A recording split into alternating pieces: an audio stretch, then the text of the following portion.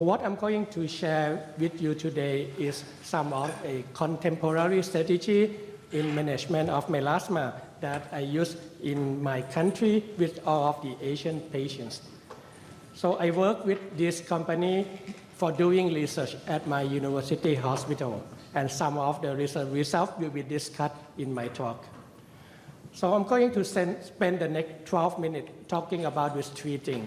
First of all, I'm going to mention a bit about the science behind melasma treatment, and I'm going to share with you some of the tools of melasma treatment that I found during my practice. And lastly, I have some personal approach to melasma that I would like to share with you as well.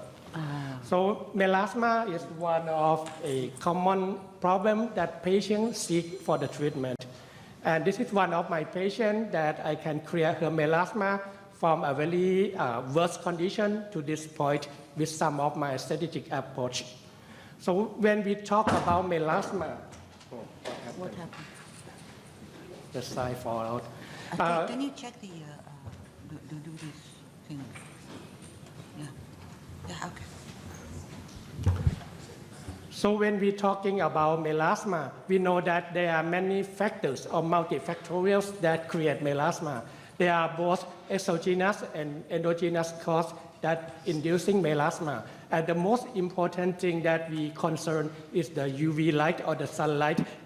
That is one of the major aggravating factors of melasma. And so far, no one really knows that what is the main cause of melasma. Can it be vascular component, hormonal, or some drug-induced melasma?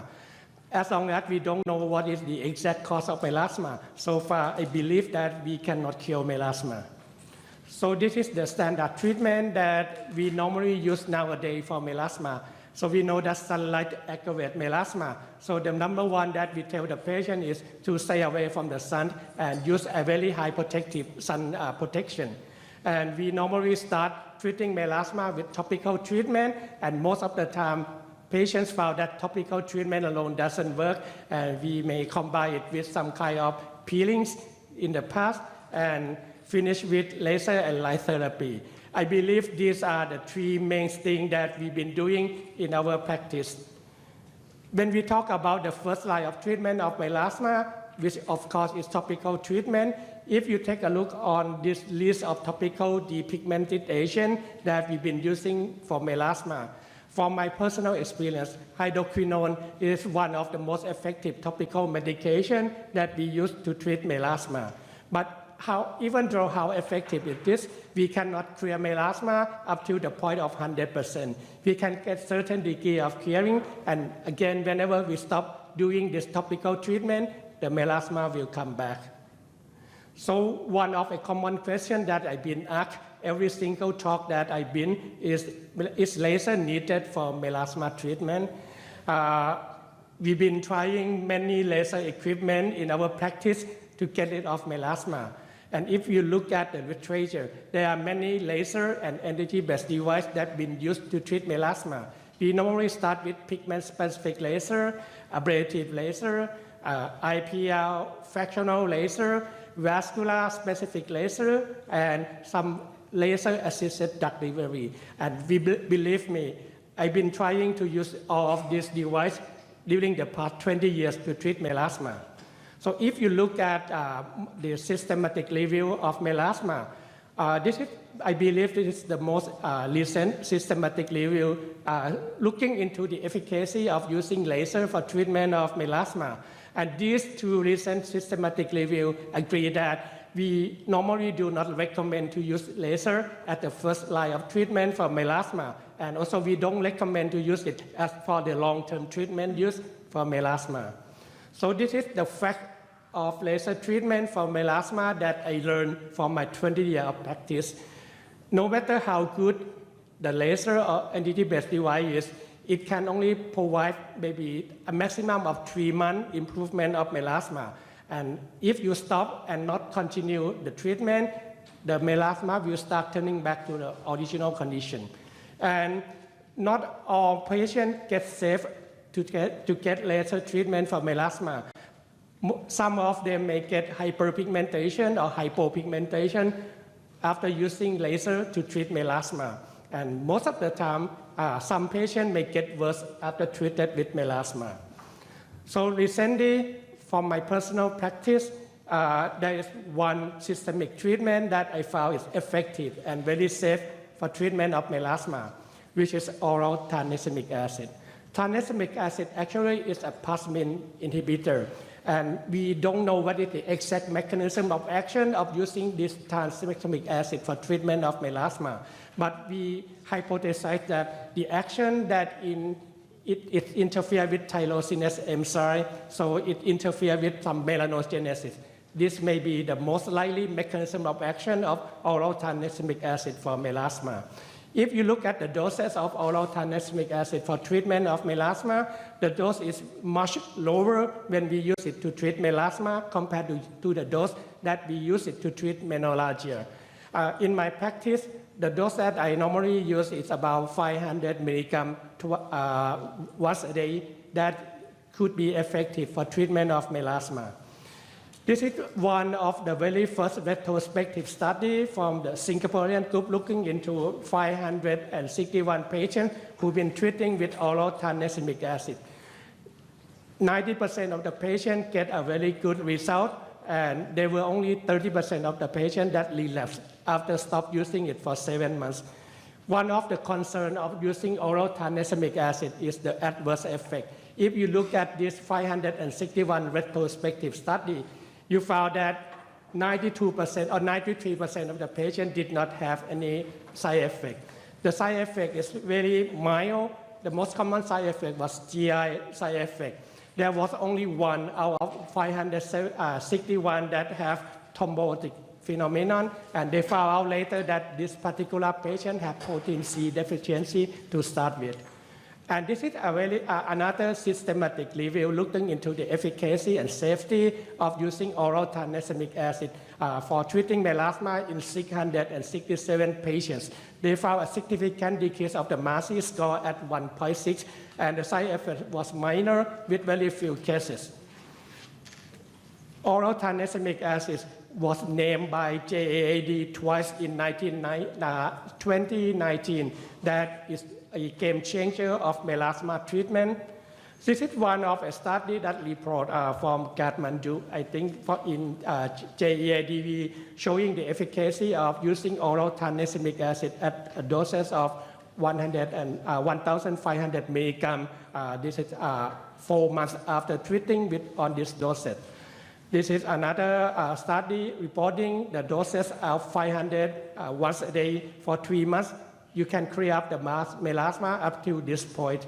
This is one of my patients that I showed at the beginning. This is how her melasma looked like at 2 months after taking 500 milligrams daily for treatment of her melasma. Another quite severe melasma after treating with this dosage for 4 months. So not only melasma that respond to oral tranexamic acid. From my 15 years experience of using oral tranexamic acid, there is another pigmentary problem that responds well to oral tranexamic acid, which is post-inflammatory hyperpigmentation. This is one of my patients who has severe post-inflammatory hyperpigmentation after I used Q-Switch 532 to treat her solar lentiginitis. Look at the clearness of her PIH at 2 months after the same dosage of oral tranexamic acid. Another patient who have milder form of PIH after treating her melasma with pigment-specific laser and the clearing up of her PIH after 6 weeks of oral tranexamic acid. So one of the questions that I've been asked is, we have many formula of tranexamic acid. We have injection form, we have topical form, and we have oral form. From my personal experience, the inject form did not work as well, and it's very painful for patients. The topical form, it also doesn't work well, but it's much less painful. So from my personal approach, I hardly use any injection or topical. I always put my patient on oral tranexamic acid. And when do I use laser for treatment of melasma? This is 3 of the indications that I would start using laser in my patient. Number 1 is oral tranexamic treatment failure. Normally, after 1 or 2 months of putting the patient on oral tranexamic acid, if I don't see any improvement, I will combine with laser treatment. And even though oral tranexamic acid works very well for melasma, it most of the time cannot clear 100% of melasma. It will reach to about 80% clearance, and I may finish the leftover pigment with using laser treatment. And we can also use a laser as an adjunctive treatment to oral tranexamic acid. So if I were to use laser for treating melasma, these are 3 types of laser that I would use. I select this particular 3 types because I found that it doesn't make my melasma patient worse. So number 1 is low fluence erbium yak laser. Number 2 is IPL or intense pulse light. And lastly, I found that picotoning by using big spot size and low fluence or picosecond laser also work well. So this is one of our studies published in Dermatologic Surgery many years ago by using low fluence erbium yak laser to treat melasma. This patient have a very deep and color of melasma or mixed type melasma. After just 2 treatments with low fluence erbium yak laser, we can clear her melasma to this point. And does picosecond laser work well for melasma? Yes, but again, it doesn't cure melasma. And if you were to use picosecond laser, you will need to use a very gentle approach. But for my personal experience, look like picosecond laser is one of the lasers that can provide a very long-lasting result of melasma treatment. This is one of our patients who got 1064 picotoning for her melasma. You definitely can see the lightening effect, and at the same time, you can see the improvement of her atrophic acne scar as well. Another male patient, melasma on the forehead. And this is one of our studies that published in Laser Surgery and Medicine in 2021. And it was the top cited article in the year of 2021. And this is how the patient looked like after 5 treatments with 755 picotoning. And at 6 months after 5 treatments, we still see a very good result of melasma. And this is the series of the timeline at 1 month, 3 months, and 6 months after 5 treatments with picotoning. So this is my approach for melasma. So far, my first line treatment of melasma is putting the patient on oral tranexamic acid for a period of 3 to 4 months. But before I'm going to prescribe the oral tranexamic acid, one question that I always ask my patient is, do they have any thromboembolic disease like ischemic heart disease or stroke? If she has, I will not prescribe oral tranexamic acid for her.